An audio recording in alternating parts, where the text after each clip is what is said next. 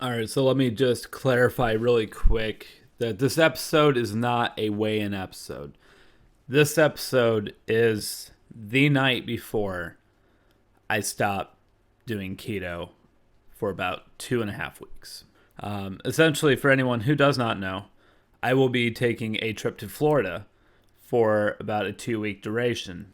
During that time, I'm going to be exposed to a lot of foods that are definitely not keto, and I'd much rather be able to enjoy that stuff than to have to keep on a limited diet and not be able to enjoy the cuisine down there. Also, I'm doing it a couple days early so that way if my body has a little bit of difficulty adjusting to a non-keto diet, I can have that done and out of the way before we make the road trip down there. So, tonight was the last night of me doing keto. And I'm scared and kind of sad by this. Let's cover the sad part of this.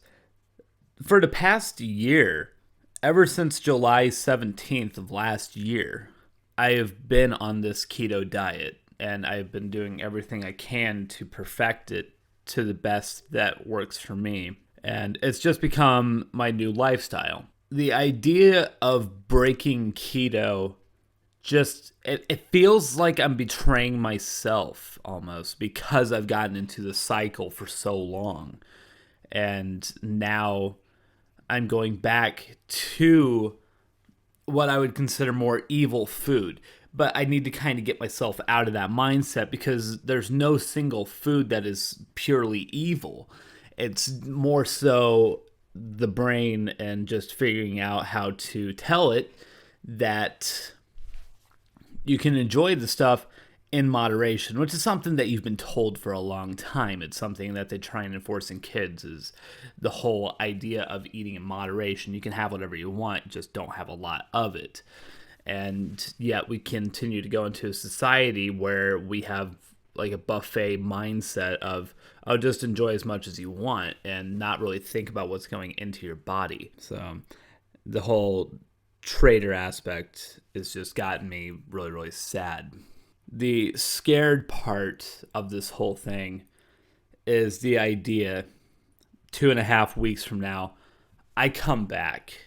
I go back onto the keto diet and I go back into it really hard to try and get us back through to an updated, revised weight, 237 pounds actually.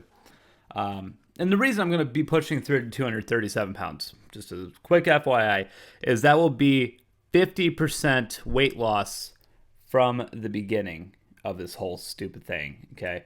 Wait a minute, I began on July 12th? Wait a minute, time out a second. I began this whole journey on July 11th. I have thought it's July 17th for so freaking long. There's an additional, basically, week. Oh my god, I'm stupid. Okay, well, that took me forever to figure out. But yeah, getting to a point of where I can say I've lost 50% of my starting weight, that's kind of cool. So I kind of want to do that.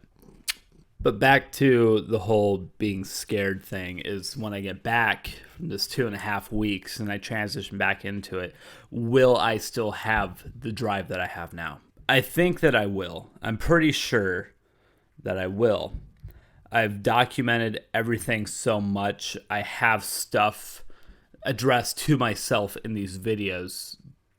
And I want to make one more last segment into the diary right now, as well as I'll probably have one tomorrow when I have weigh-in for that episode, for the actual Big Fat Journey. But I want to emphasize to myself that you've gone this far and you can't stop now. You can get to a mindset of you've accomplished this goal, which is great. You've accomplished this goal, but you need to see it through to the end.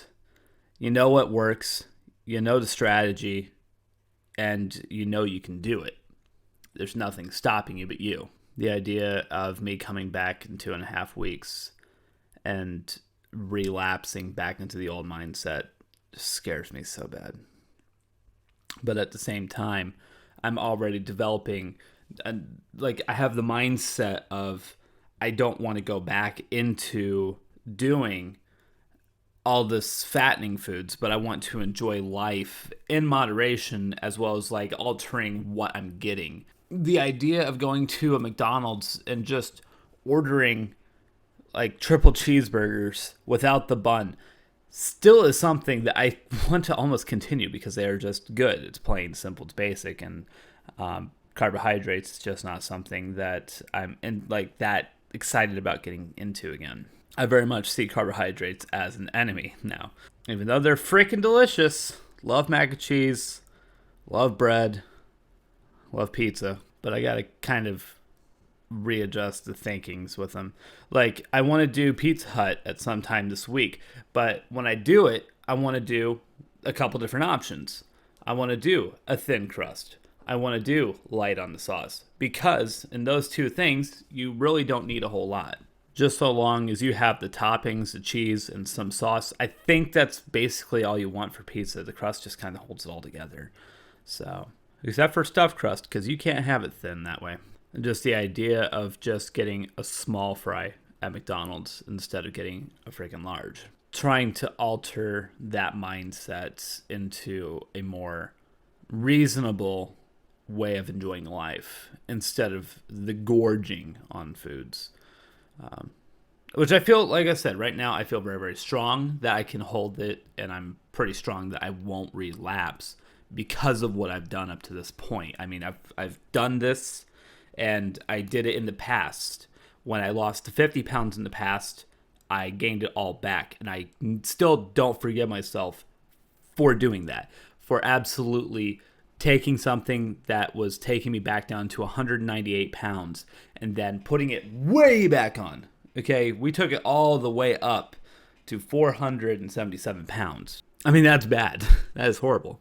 And I don't ever want to let myself get there again. Like I said, get to 450, keep weighing myself every single week, hit 250, back on keto. Lose 10 more pounds. Just balance that, and that will be the rest of my life.